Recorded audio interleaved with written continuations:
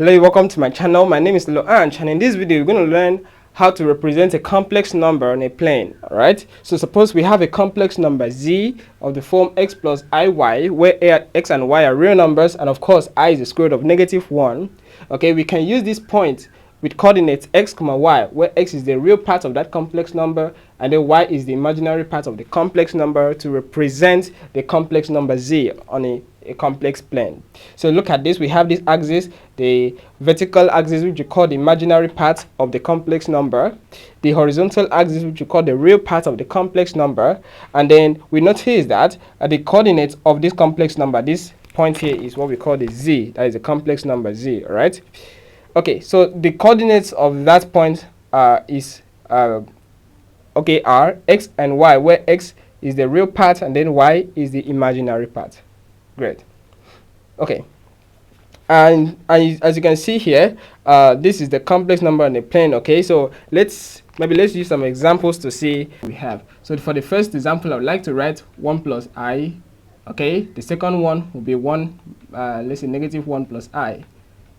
So the third and fourth, let's take this one to be -1 minus I, and then 1 minus I. Good. So we draw our axis, the imaginary axis, and then the real axis. All right. So here we have very many complex numbers. So I'm just going to say the imaginary axis. I'm not going to specify any complex number because I want to represent all of them on this plane. Okay, so for the first complex number, we have the 1 plus I. You notice that the real part here is 1, and then the imaginary part there is also 1. Right? That's because the coefficient of I there is 1. So we come over here to the real axis. We look from 0. This is the origin. All right. We look to 1, and then over here the same thing. We look up to 1. Then we are going to connect points here, and then that will be the imaginary. That will be the complex number with coordinates 1 from the x real axis, and then 1 on the real axis, and then 1 on the imaginary axis, just like we have over here. Good. Okay, so let's look at the second one here. The real part here is -1, and then the imaginary part is +1. So we come to -1 on the real axis, so let's say somewhere here, and then we look at it that if you connect this to +1, we're going to have around this point to represent our complex number. So the real axis is -1, and then the coordinate goes that way. The third example, -1 on the real axis and -1 on the imaginary axis. So we're going to have -1 here and then -1 downwards. So that would be -1, let's say somewhere here. All right. So when we connect these two, we're going to have this. So this right here is the complex number represented by -1 and then -1. And lastly, of course, that's going to be 1 on the real axis and then -1 on the imaginary axis. So it's going to be around here. Good. Which is 1 and then -1. Okay, great. Now let's move a step further. Now this complex number, as you can see, we can connect, or we can see this complex number is some distance away from the origin, all right, and at some angle. So if you want to represent this on a polar plane, by a polar plane, we mean a plane that in which each of its points can be located using the angle that the point makes with some real axis, okay, some horizontal axis, and then the distance between that point and the origin, which we can measure it as a radius, right? Looking at this as a circle. Good. So if this is looking at it as a polar plane, we can locate this complex number x, y, that is z being x plus iy, by using the distance between the complex number and the origin, and then the angle in which this complex number makes with the positive real axis. Good. So by the distance, let's draw this line to represent that. So if you find the length of this line, it means we found the distance between this complex number and then with the origin, and then the angle in which the line, okay, makes with the positive real axis. So we can represent it this way. So we say moving in an anti-clockwise direction, the angle in which this line here makes with the positive x-axis. So maybe let's just call that angle theta. Good. Okay, so you notice that here we formed a right angle triangle where this where the length of this line that connects the origin to the complex number can be seen as the hypotenuse side, where this is of course the 90 degrees. Okay, so with this we can easily find this length by using the Pythagoras rule. You know the distance from 0 to this x is going to be x, and then from distance from here to here is y, right, from there. And then that means with Pythagoras rule, this hypotenuse side is going to be the x squared plus the y squared. That is going to be the square root of the sum of the squares of the other two sides. Good. So that angle can be measured as that. Okay, great. That's very nice, isn't it? And also look at this, sorry, not angle. The length of this line can be measured as that. Now this angle theta, well, the trigonometric ratio that relates this opposite side to the angle and the adjacent side is going to be tangent. So if you take the tangent of that angle, let's say you take the tangent of theta, we're going to have opposite over adjacent, which is y over x. And from here we can easily find the angle theta by taking the arctan of both sides, or you can say the tangent inverse of both sides. So with that, theta now becomes tangent inverse of y over x. Good. So what that tells us is that if we take the tangent inverse of the imaginary part of the complex number divided by the real part of that complex number, we get the angle. Okay, that this line here makes with the positive x-axis. That's the positive real part of the complex number.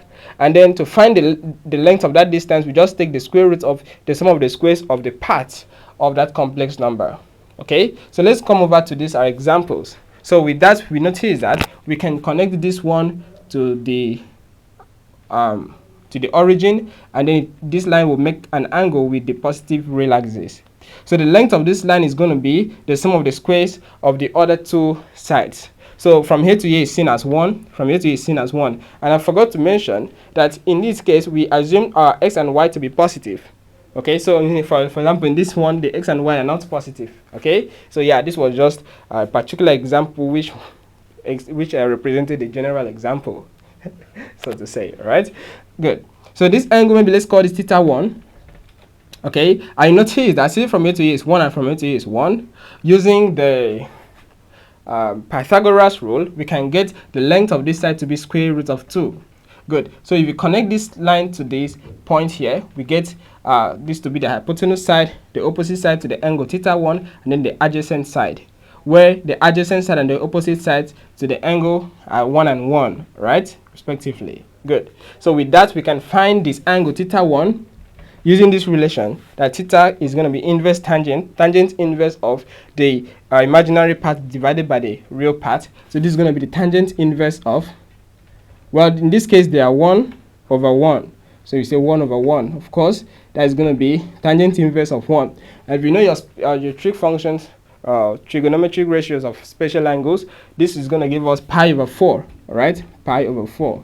Good. So let me mention here that for on the polar plane, the angle from here to this vertical line is pi over 2. The angle from the positive real axis to this other negative real axis is going to be pi. Then this is going to be 3 pi over 2. All right. Let me see that showing. Okay, it is. And then this right here is going to be 2 pi. But moving in the anti-clockwise direction, that angle is also 0 pi. But that's line here. So if our complex number is here, there is no angle. All right, same thing as saying is 2 pi, and that is really interesting thing to take note of. How is 0 and 2 pi? How are 0 and 2 pi the same? Well, that should remind us of a modulo, a modular arithmetic with modulus as 360 degrees or 2 pi. All right, good. Anyway, let's look at this second point here.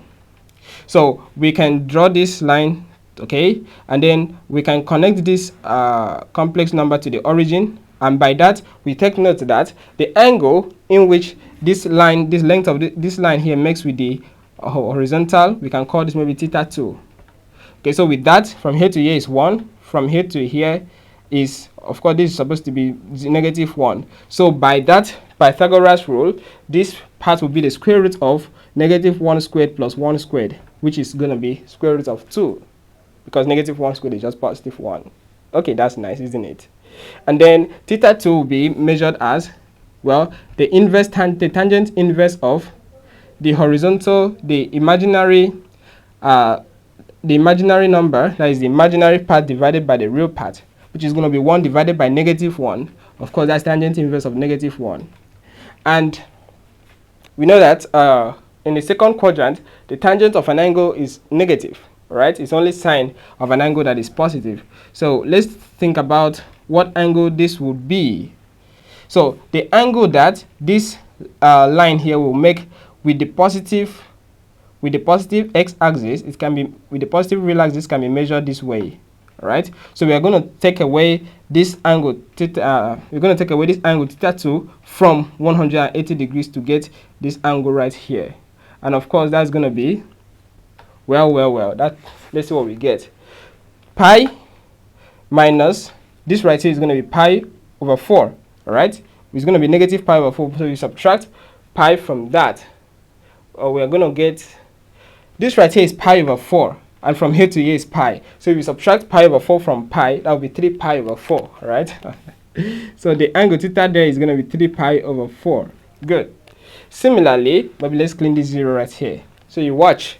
We are going to connect this complex number to that origin using that line.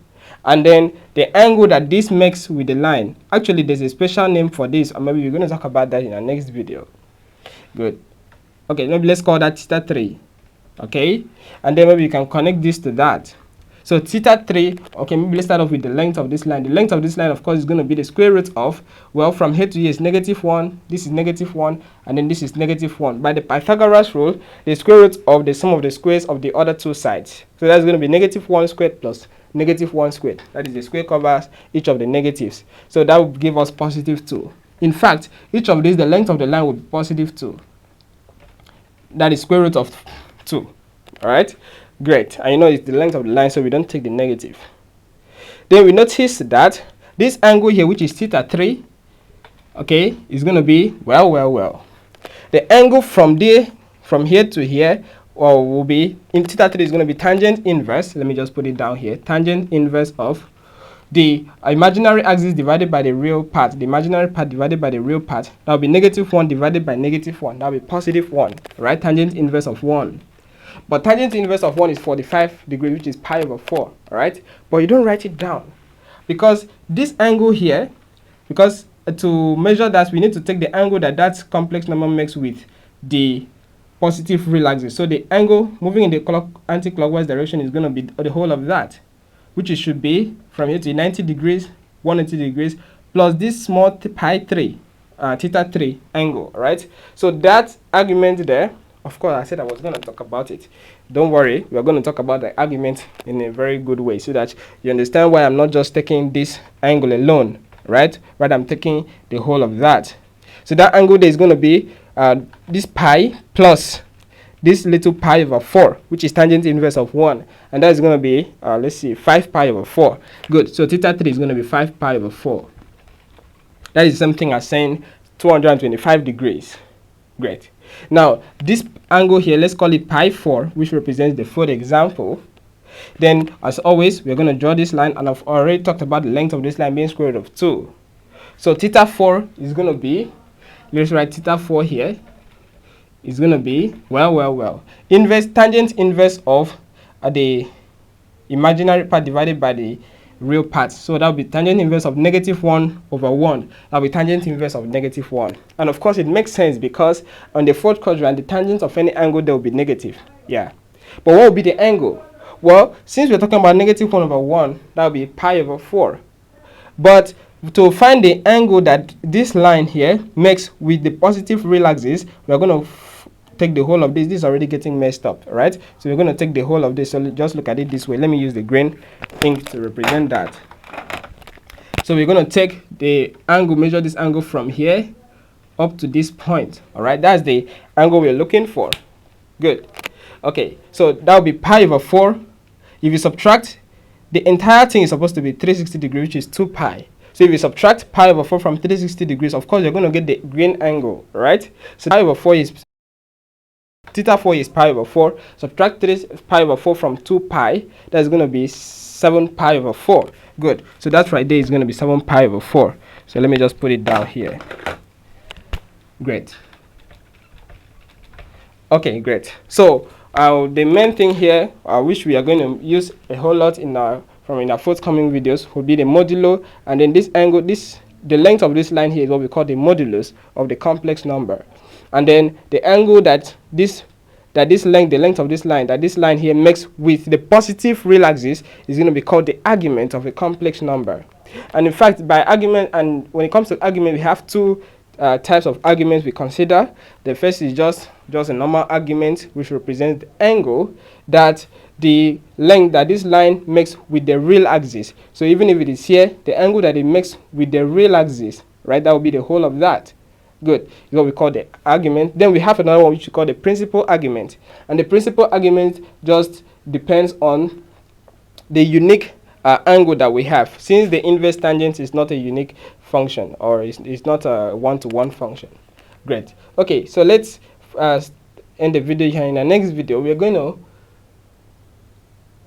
going to see how we can make use of this result in representing a complex number in its polar form. All right, and from there we can get a lot of nice things to work with. Okay, thanks for watching, and we'll see you in the next video.